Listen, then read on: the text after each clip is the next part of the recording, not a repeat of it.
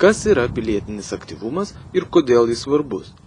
Kaip gali būti pilietiškai aktyvūs jų amžiaus jaunuoliai? Šiais ir kitais klausimais diskutavo Vilniaus Senvagės vyresniųjų klasių auklėtiniai, susirinkę į diskusiją aktyvus jaunimo dalyvavimas politinėme ir socialinėme šalies gyvenime. Diskusijos dalyviai prisiminė, kokiais būdais jie neseniai dalyvavo pilietinėje veikloje. Vieni aktyviai įsijungė į švaros akciją Darom, kiti dalyvavo riaušėse prie Seimo, rašė peticiją Vilniaus savivaldybei dėl leidimo važinėtis riedlentėmis senamiestyje. Pakelkite rankas, kiek iš jūsų yra, sakysim, jūs galvojate, jūs esate aktyvūs piliečiai.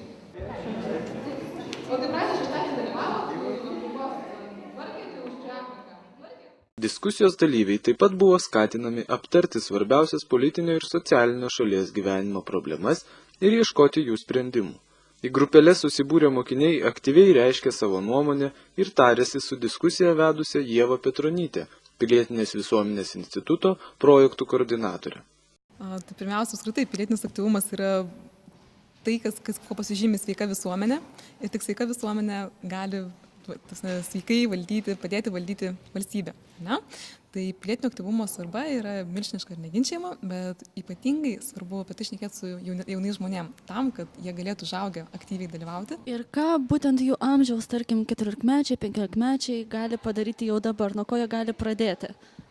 Tai kaip ir sakiau, pirmiausia, jie gali pradėti nuo domėjimosi. Jeigu jie mato konkrečias problemas, tai ką galėtų domėtis, iš ko tos problemos kyla, kaip jas galima spręsti, galbūt bandyti viešinti jas, labiau leisti apie jas sužinoti kitiems žmonėms, bandyti burti grupeles ir, aišku, po truputėlį pradėti tam tikrus veiksmus, kad įtakotų valdžios institucijas arba socialinį gyvenimą. Vilniaus Senvagės vidurinės mokyklos auklėtiniai neabejoja, kad ši diskusija jiems buvo naudinga. Šiaip visai įdomu paklausyti, tokie dalykai ganėtinai įdomina ir turėtumėm apie juos žinoti. Jie ne tik sužinojo, kuo skiriasi politinis ir socialinis pilietinis aktyvumas, bet ir pasisėmė idėjų, kaip galėtų būti pilietiškai aktyvesni ateityje. Yra daug informacijos skleidimo priemonių ir tu gali praktiškai iš bet kur žmogų pasiekti su savo idėja. Minėta diskusija buvo organizuota projekto Jaunimas už demokratiją rėmuose. Šis projektas vyksta ne tik Lietuvos, bet ir Latvijos mokyklose. Juo siekiama supažindinti jaunimą su demokratijos veikimo principais ir paskatinti juos aktyviau dalyvauti šalies gyvenime, suvokiant savo teisės ir pareigas. Projekto metu taip pat bus organizuojami pokalbiai su ES institucijų darbuotojais, vyks sprendimų priėmimo ES institucijose simuliacinis žaidimas, esė konkursas Jaunimas už demokratiją ir kiti užsiėmimai.